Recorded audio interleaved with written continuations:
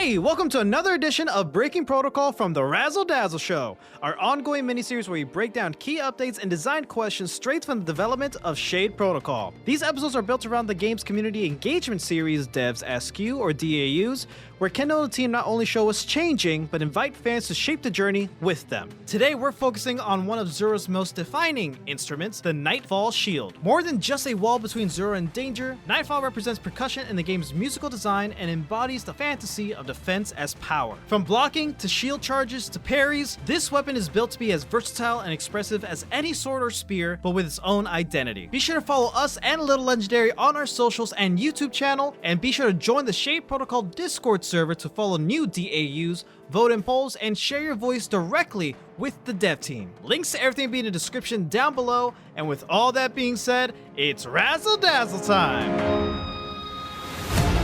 So Kendall, I am super excited to finally talk about the shield. I've been saving this one for a minute now because I wanted more information to be released about it in the Discord. So now we finally have like a couple of DAUs focused specifically on the shield. As we know, or at least as it's shown in the trailers and within our past episodes, we have talked about that the shield is Zura's main weapon. Already that in itself is very interesting compared to most Metroidvanias, I think, because, or just most characters' primary weapons, because it's not necessarily a weapon, it's a defensive thing, right? Most characters have a sword or a gun or something else, but like Captain America, Zura has a shield.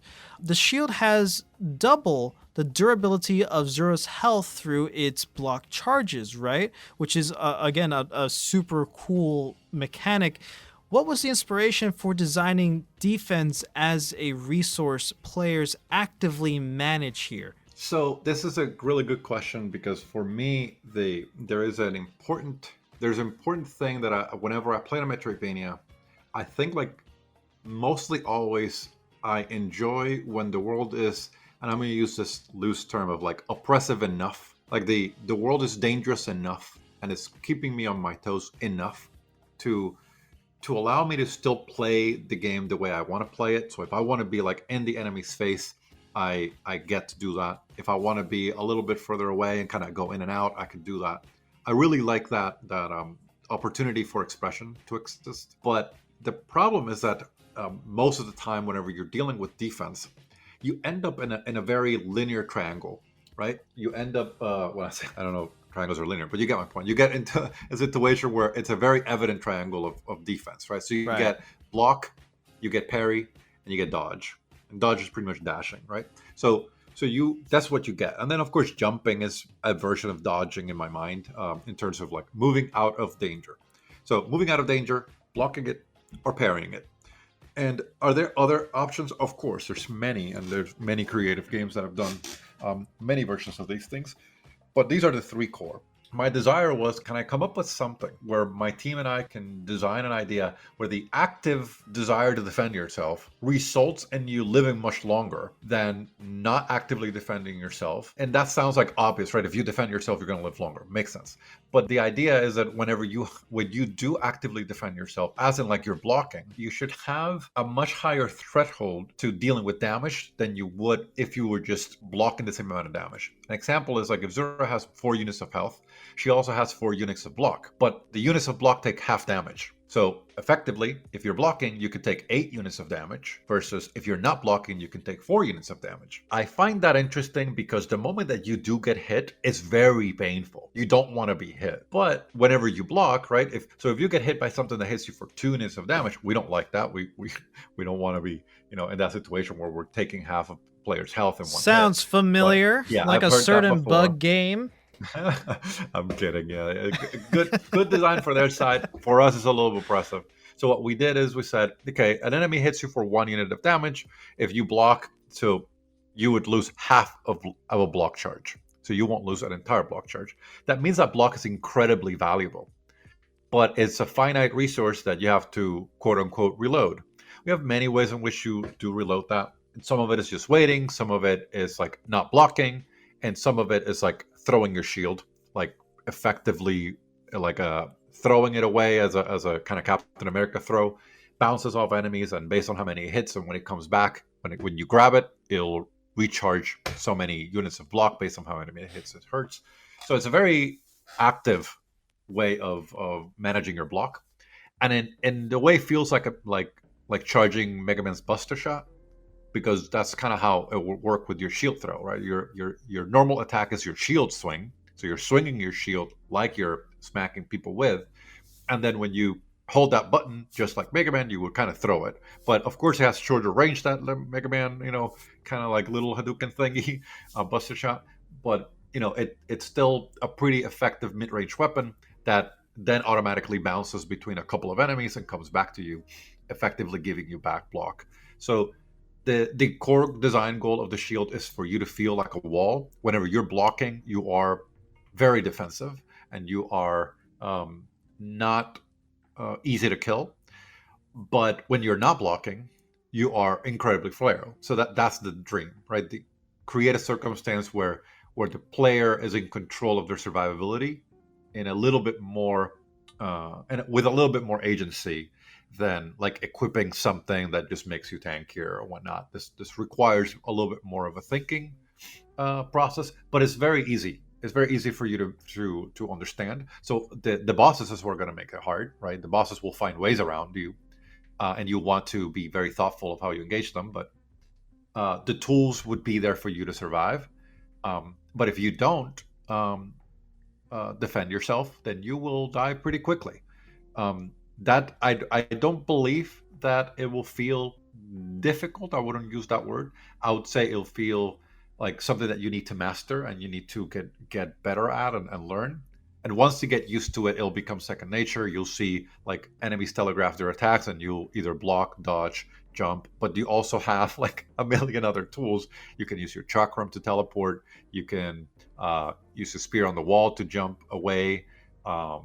You can use the katana to cut the world in half and destroy projectiles. There's many things you could do to deal with damage that are not just like blocking. The shield is there to control normal damage and to make you resilient to that, because we don't want to waste your time by having like a random enemy in the world be overly oppressive when you should have all the tools to deal with them. But the more we can let you be in control of your survivability, the less we have to worry about making dangerous enemies. We can make dangerous enemies because we know you can deal with them. So hopefully that's the end result. We'll see how that plays out for sure. Right. And why choose a shield as her primary weapon? Obviously, like I said, you could have chosen anything. You could have made the violin katana her primary weapon, but you didn't. You could have made the guitar axe, the spear, or you could have done anything else. But you wanted to prioritize having a shield, a defensive weapon, as her primary. And also, how does that correlate with its instrument version? I don't know if we've publicly currently know exactly what her shield instrument is supposed to be. Yeah, so we've been hard at odds against that, because originally, and this is part of like being humble as a game developer and not like thinking that we know everything. So originally, the shield was made to be the percussion instrument. So that makes sense, because that's kind of how a shield would look like, to the sound it makes when you get hit and stuff like that. But we have currently been thinking about reframing it to the piano is kind of what we really like. There's many reasons for that. I mean, I think a lot of people will probably say, no, the percussion makes more sense. But I think that will come to fruition once you guys see a little bit more of what we're baking with it. Because the piano is the core orchestrator. It's that instrument that pretty much rallies all the other instruments around it. And that's kind of the fantasy of the shield. The reason why we picked the shield over everything else, first, is enough degrees of separation from everything else that's out there. I mean, I'm not gonna lie, we wanted to a character to have some uniqueness to it that is not. I mean, there's way too many characters out there with the same exact weapons, and we just kind of wanted to do a little different. Not because we think it's overly special, but because it created a different type of challenge. And think about it: a shield doesn't slash, right? So that creates some problems. A shield have a different sound base for when it hits you, right? So it's definitely it feels more like a blunt object, and it's definitely a motion that is not easy to easily make into an attack. So it is some sort of self-constraint that we put on ourselves that made Zura more interesting, and we are just really in love with it. So why shield over anything else? Because we were going to have the other things anyway. And I think like the one thing that we would never want to lose is that one core component of Zura, which is her lore. And she was made to, hopefully, in the original design, was to heal and protect the world. And although we know from the very beginning of the story that we have already failed to do that, this is the story. This is a story that is grounded on already knowing that we failed. This is still our core principle. This is what we want to achieve as a character, a character that will put themselves in the line of danger to protect others. And what is that? What better represents that than a shield, right? So I think it's a beautiful weapon that is very difficult to use correctly in terms of combat. And I think that's the exact challenge that we are in love with, and the community has falling in love with it. I think like that it reflects really well on the vibe of the character and what she wants to accomplish. So we couldn't be happier with the reception we've received to having a character that is not holding a sword or an axe or whatnot. It's mostly almost always carrying a shield, and that's kind of like her core drive is to protect others. Now, going from defense to offense, the shield charge turns defense into offense, so repetitiveness, by letting players plow through projectiles and even drag enemies. What was the design goal behind making the shield aggressively mobile? So clearly, we need some of the answers of these things sometimes feel overly simplistic, but the truth is that it's just fun. Like if you think about it, if you have a bunch of enemies, like we have a new enemy now that we're making. The DAU just came out a little bit ago. Is codenamed the Machiner. This guy, it's an enemy that looks like an armadillo. It's really cool, and then he transforms into this minigun, and is literally a turret, and it shoots lightning fast. Like it shoots so many rounds at you very, very quickly. The barrel spins, and then it starts shooting, and it'll shoot so many rounds at you. So what would happen here is that if you want to have that fantasy of like putting your shield up and just walking towards this thing, deflecting all these shots, right? Captain America style, isn't that like just the fantasy of the shield? Like more than swinging with it, more than anything else, that's the fantasy of the shield.